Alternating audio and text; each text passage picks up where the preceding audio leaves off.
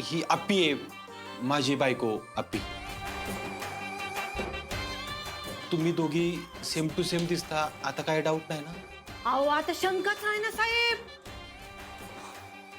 दीपा, मी नसताना तू आमची जी काही मदत केली आहेस ना ती मी कधीच नाही विसरू शकणार. माझ्या अमोलला, माझ्या घराला तू भावनिक आधार दिलास. खरंच थँक्यू. साहेब यांनी हे काय बरोबर नाही केलं बरं का. अहो या पण मॅडम मी आले आले मला माझी फाईल दाखवली.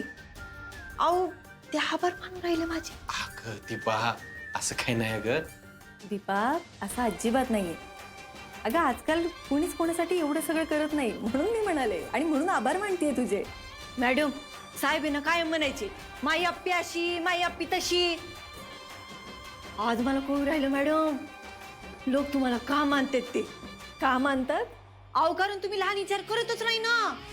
आता एवढे दिवस तुम्ही नव्हतात तरी बी तुम्ही साहेबांवर विश्वास नाही दाखवला आणि उपर तुम्ही माझेच आभार मानून राहिल्या. भया काय बाई आहे. दीपा, अगं तेवढा समजूतदारपणा आहे आमच्यात. पण एक समजून गोष्ट तुला पण घ्यावी लागणार. काय? हे बघ, आज फाईल घेऊन जाताना तू नाही तर माझ्याबरोबर आप्पी येणार आहे. ती साहेब अहो बायकोला बघून काय खिट्टी सरकली होय तुमची. अहो काय बोलू राहिले तुम्ही. तिकडे माझी चिली पिली अडकल्यात आणि तुम्ही चाललाय तुमच्या बायकोला घेऊन. अर्जुन काय बोलते ही मुलगी. आम्ही काय तिकडे पिकनिकला चाललोय. तू गप. दीपा, ती पण पोलीसच आहे.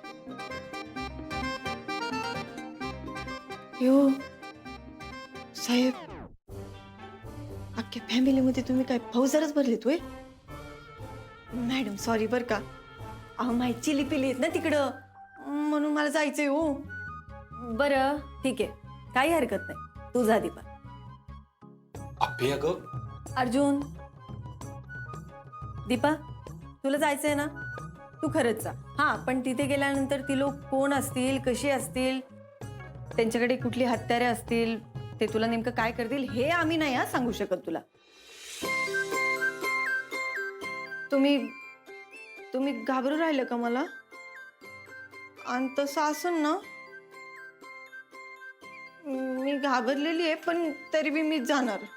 हां मीच जाणार.